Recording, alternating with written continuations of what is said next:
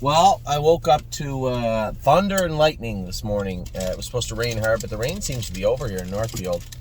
For the caretakers who thought it was going to be a rain day, didn't work out. It's supposed to stop raining earlier in the meadows, so it should be a nice day. Now, my thought when I first woke up, I don't know about you, but I love when it's pouring rain at night. I sleep very well when that's the case. And But you despise driving in it. oh, I hate the rain so much to drive in. Yeah. Why would anybody like to drive in the rain? My first thought was I'll get up and do my videos. Lots of time. Then I realized although I'm not a jinx guy, but I don't like making videos about horses that haven't raced yet, right? So I think I'll wait till after win, lose or draw. There's a lot of storylines on the go this morning or this afternoon at the Meadows. A big week coming up. I've been very happy with the way that the sophomores have been qualifying. Most of them. We'll talk about that in a minute. And next week's their first start. Now James gets married next Sunday. So I was planning on going home on Friday, making a weekend of it, just taking my time, and then realized arson and pickpocket, memory and imagination, and time is on my side. We'll all race next weekend in overnights, prep races, stake races. So it looks like I'm going to be either flying in Saturday evening to Ontario. Amy will have to go back with Ollie and the other kids on Friday, or driving back a second vehicle. I'm going to look for the first. You got more crumbs on your shorts than you do in your mouth. Right there. Get that crumb. He's a messy eater, this boy. Yeah. So next week is going to be a little trying, but it's not the end of the world. Could be worse. We could have not have those horses to race. I didn't get to finish up yesterday with you guys my last video. Obviously, I did my video before Great Bet, and it's not like we missed a whole lot. He's going to lead into another path here in just a second. Another path of discussion here in just a second. But I did want to run through the sets yesterday. I was happy with what I saw. I know I'm going to get a couple of emails and texts from people saying Gaslight Hall made a break on Johnny. In fact, he made 2 breaks on Johnny, but was good afterwards. You know, are you going to go with the horse? What's wrong with him? And this also will lead into a separate discussion. So we've 2 discussions two paths to go down. The first one would be, let's start with the babies. Gaslight Hall, listen, guys, and this is important that everybody understands. I say it, but I don't think everybody understands it. When I'm talking about you guys getting to see everything, you're not going to see, very rarely, crumple that up and then take it with you. You're not going to see very often a horse trained down perfect from start to finish. It just doesn't happen. Now, not many owners get a chance to see their horses train all the time or hear the trainer talk in depth about them all the time. So if you've had horses in the past with people, you may call them and say, everything's good, horse trained great. But you don't really know what goes into that, right? I could tell you that about Gaslight Hall. He won a set, trained great, and not talk about the 2 breaks that he made or why he made them. I made them because his knees are a little bit sore and we just crowd a splint on the horse. That's why I made them. Johnny told me yesterday he thought he was a little bit left front, bothered him a little bit. He was a little bothersome left front. His knees are very vulnerable right now. They're filling in, and he's manageable. But then we cryo that right splint. He starts loading weight on the left side, and that left knee gets a little tight, a little sore. So the best thing for him is just to go easy for a week.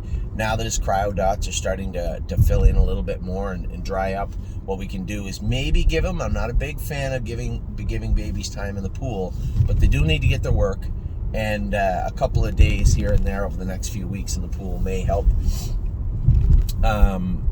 Managing his training sessions also, maybe he'll miss every second Wednesday. There is tons of time to get him ready, and he's well on his way to getting ready. But define getting ready. You know, you hear that and you're like, qualifying time. It's not just it. Getting ready, you have to set his body up for the rest of the season also. So you have to make sure that those knees are getting better and better and better and better and better. So formulating a good plan for that is very important. I'll come back to that in a second. Very happy. Woodmere Betcha looked awesome again yesterday. Trevino on green looked good, and Dominic's cold. I'm not very familiar with him. I think he's a Bettor's Delight, but he looked good also. Set 2, very happy with the way everybody looked. I believe Johnny's quote for Resolve Indeed is she's a race car. Chicago Hog got pinned in behind with Dominic, and I think he was worried about starting him up through, and he just fanned him out to the far outside. That's not going to hurt him. I was really happy with him. My Wicked Heart, I believe, unless my eyes let me down, had actually won the set, which is great. And Century Legion was very good also. He made a break in the turn afterwards. I know Danny keeps saying he thinks he might need the hobbles, Well, 2 things. One, he might need the hobbles because he chews up on his shins, right? We see that. We went through this over the last 2 weeks, talked about it extensively with Gypsy Hill. It's not as easy to shoe a 2-year-old around those types of issues as it is a 3-year-old. They're bigger, stronger, their body's a little more mature. So we'll continue to work on him, and if he wears the hobbles, great. I don't care. We have lots of sets. So it's not really the end of the world. So, hi. You go, sir. Does he have one? No, but he has to get his owner's license today anyway. Okay. Yeah. Thank you. We'll get you a license at some point. Usually they don't care at the gate, but once in a while they do, and you're old enough now to get a license, so we'll get you one. So, now circling back to Ollie, stop. Circling back to Gaslight Hall, I had a wonderful email from a gentleman who's very in-depth. Always sends a lot of longer emails, but there's a lot of information in them, so it takes a little bit to dissect them. And he said, with all the hats that you wear in the stable, now you have to worry about helping out with the bookkeeping, with Wendy taking some personal time, and then you made reference to running into the drag yesterday at the track. Well, trust me, it's not the first time I've almost run into a drag. It was funny, I was telling the story yesterday. I'm telling James the story, right? And James goes to laugh. He goes, I can't say anything. He said, once a month, I hear the horn from the tractor that's just ahead. Because you're looking, I think, when you're on the track, you're focused about the race ahead of you. You're focused about a number of things. And you might say, hey, you should see the giant blue tractor. But sometimes you miss it. There was a tractor yesterday, and it swerved. The tractor swerved, and the wheel on Tim's bike hit the diamond thing that's at the back of it, and it broke the wheel. So, yeah. Anyway, it happens. But it's a great observation, and it's a fair question. But it's not my first near miss with a tractor or a drag. I don't know. It was funny because everybody, you go in the room after and everybody wants to razz you. And what are you going to do? You just bite your lip and that's that. And Chris Lems was saying that he hit the truck when it was parked. I don't know, at some point in the past. Anyway, it's easy to laugh about because it's a mistake and no one got hurt. But thankfully nobody got hurt. Anyway, in reference to my question, to the email, he said, I watched Memento Mori train the other day. Here's a horse that was perfect all along and ran all over the track. And I have concerns about the blacksmith and about this and about that. All these concerns are valid. But you have to put it all into perspective. And Ollie, just settle for a second. Settle. No, sit down right there. Sit right there. Hold this. Sit there and don't move. Thank you.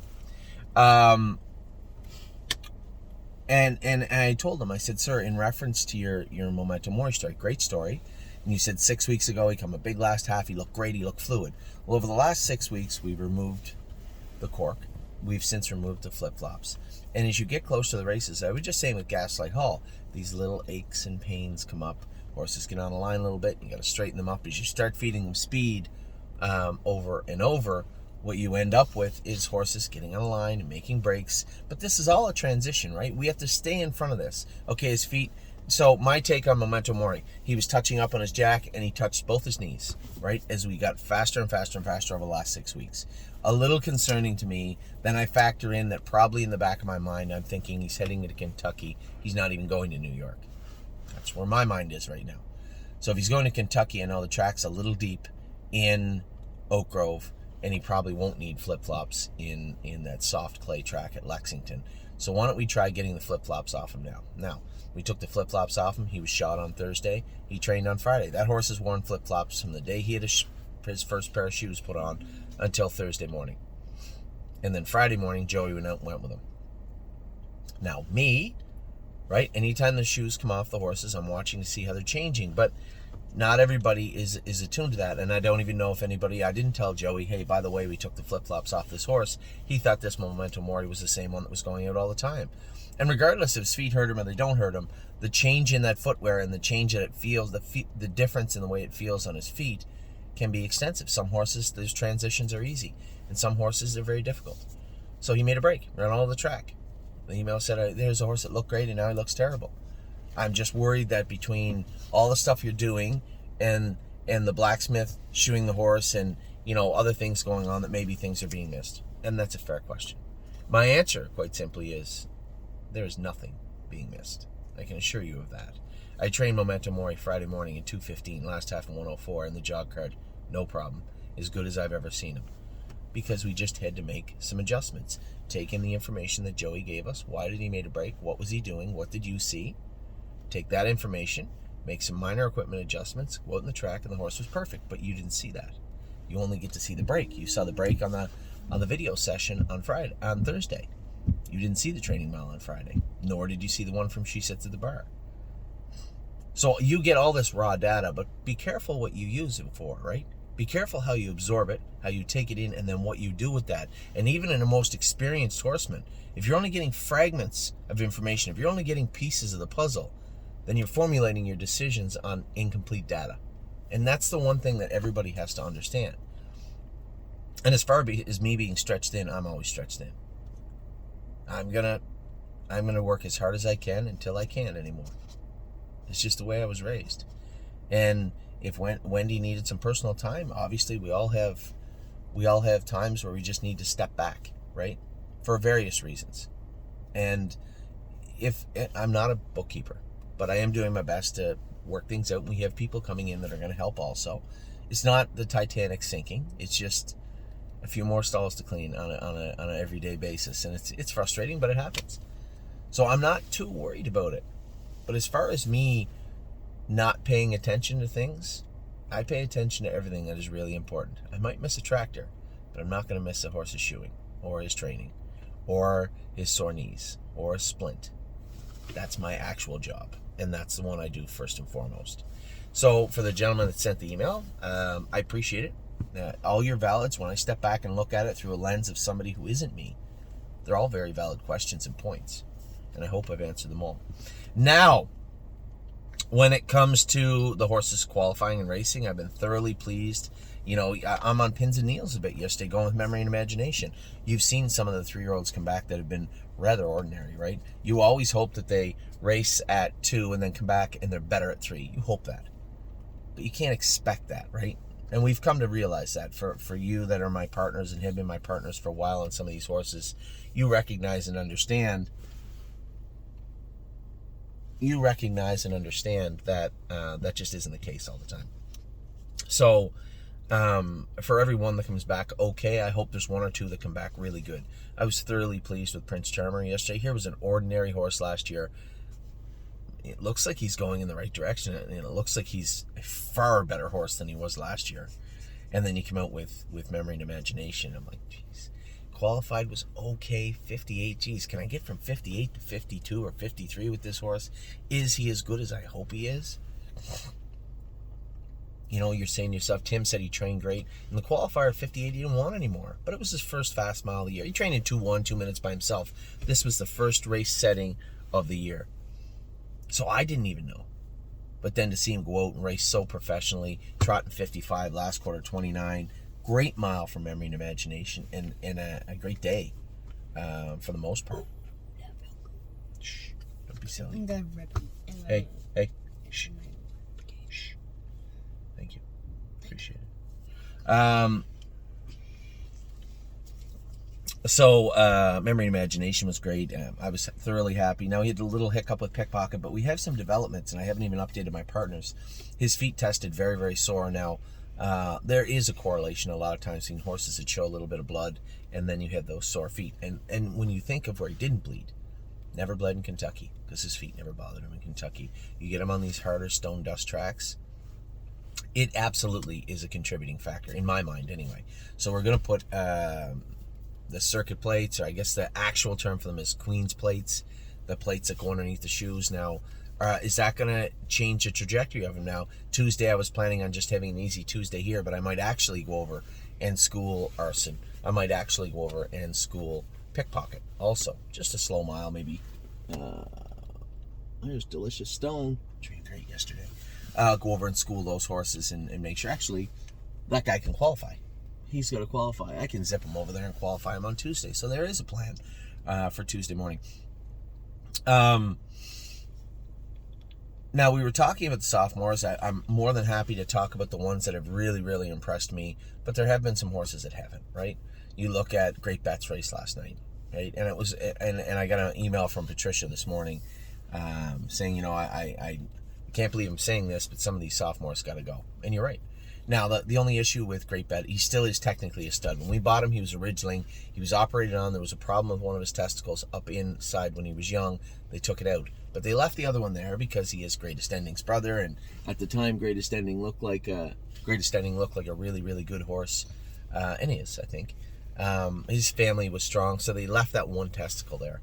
So technically, he's a ridgeling. He's a stud right now. We're going to take that other one out. Only for the simple reason it's an easy check under the hood, right? We can take it out, and over the next 2 weeks, we can watch him and see how he's coming. Now, is he going to stay and race in Ontario? Probably not. He can race in Elmers at 2. I can bring him over here and race for $9,000 or $10,000 US every week in a class here at Northfield. He can probably do real well, and he gets around a half well, I believe. So that's a possibility, but we really want to get him on track, right? And if we can't, and this goes for J-Port Beach Boy and all those horses that are doing okay. We've all given you, my partners and the owners of the horses, have given these horses an opportunity to be the best horses they can. You've allowed me the latitude and the patience to train the horses down and put them in a position to be the best horses they can. We've done our job. Now, if the horses don't make it there, then they don't make it there. And every single one of them that is doing a lackluster job over the next month will be moved. And that's just the way it is. The ones that we know have talent and they're just struggling, Insider Trading, perfect example, just struggling a little bit. We're trying to get her right and back on track. Well, that's different, right? That's quite a difference from a J-Port Beach Boy that always had a minor amount of talent. We just hoped that pedigree, being Century Pharaoh's brother, that pedigree would bubble up and he'd become a better horse. But if he isn't, he isn't. It's just the way it is. So that's an added wrinkle also, is that over the next 3 weeks, we're gonna reevaluate every single one of our sophomores. And the ones that aren't cutting it or can't cut it. Everything all right? Oh, you got it. Yeah, I see. Your broken equipment. I just saw Joey going out with dancing in my socks. Socky Tochito. And he just was coming back. He had a broken hobble. Yeah, over the next 3 weeks, we're going to be keeping a very close eye on those horses. And if they're not going to do, then they're just going to go. So, and I think that's fair. That's fair. You guys, you see how things are. We're not going to continue to race horses if we can't put them on the track as a factor, a contending party in that race. Then they shouldn't be in the race, right? Now, stake races are a little bit different. You never know who you're getting in with. But if you go down our horse in a condition race and you're 10-1 coming out of this barn, then you're in the wrong class. And if that's the only class for you, then you're in the wrong barn. And that's just the way it is. So that's the way we're going to continue to do things. You're going to see some horses probably moved out of the stable over the next 3 weeks, and none of them should be a surprise to any one of you. You saw us move Sedona Hill last week for the very same reason. I get a real good look under the hood. I'm comfortable with what I saw. An offer came in that was more than fair, and we sold her. And that's exactly what we're going to do moving forward. So that is what took place over the last 2 days. I forgot to tell you about the babies in Ontario. I was really happy with them. Gaslight Hall, there's no acute lameness. He's working through it. That splint is causing him to load weight in the left. And if he's not warmed up tight right before he goes to train, then you're going to see a tiny bit of discomfort. It's not the end of the world. But understanding that, I want to see that discomfort dissipate every week to know that we're going on the right track is important. Woodmere Betcha looked great. Trevino on green looked good again. And Dominic's horse looked good. And in the second set, Century Legion, Chicago Hall, My Wicked Heart, and Resolve Indeed, all 8 of our horses looked good yesterday in Ontario. So with that, I'm going to let you go. I'm going to be off to... I'm leaving right now. I'm going to be off to the Meadows right now. I'm excited about today. We have Time Is on My Side is racing today, which is exciting in its own right. Lovers Play, she's in today and back on Wednesday, so I'd like to get her back on track moving forward in a comfortable way. JK Victory making his first start today. That is exciting also.